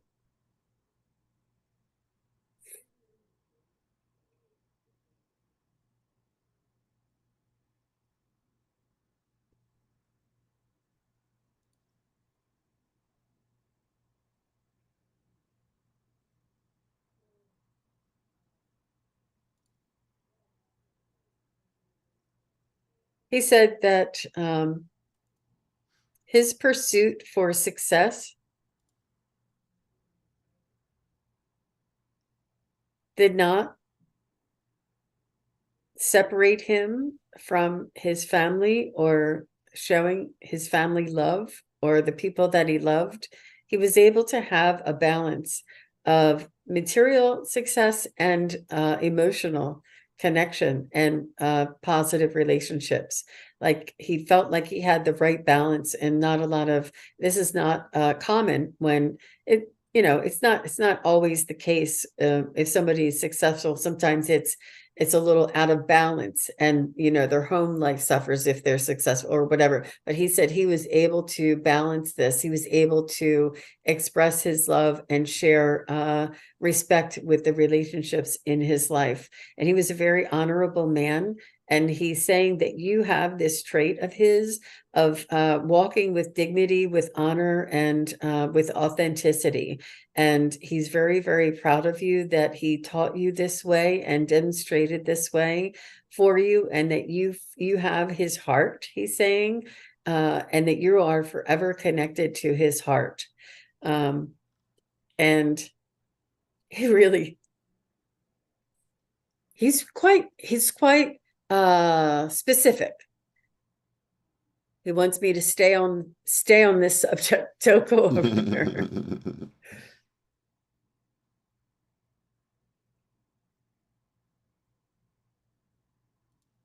He's saying that you are successful in my eyes. He's very proud of you. And he loves your heart. He loves your connection to others.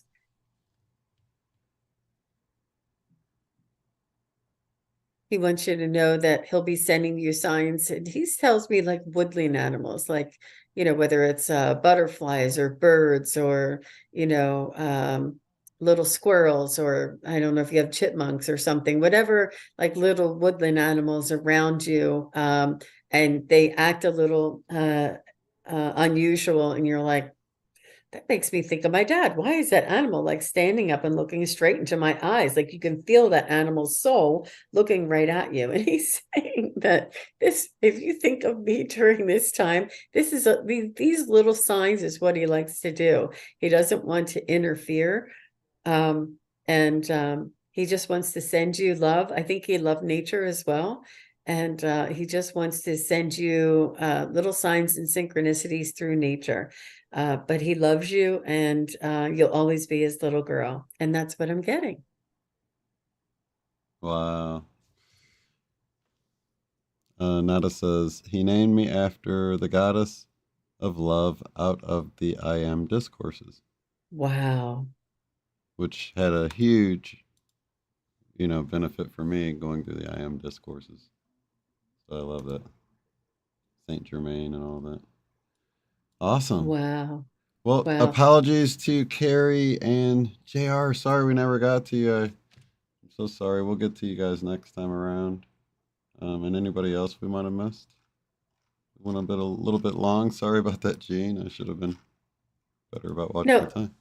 Yeah, that's okay. I only have so much in me, and I have a whole show to do tomorrow. I'm doing that big psychic fair. Oh, wow. So I don't want to wear out my voice too much, and I need to get packing for it and prepare for that. So but thank you everybody that asked your questions, and thank you, Shane, for all of your love and support, and just I really enjoyed tapping in and connecting with your loved ones. And thank you for trusting me with them and asking your questions. Absolutely. And I'm honored to be a part of it. So lots of love, light, and unity. We'll see you guys later. Peace. Bye-bye, everybody.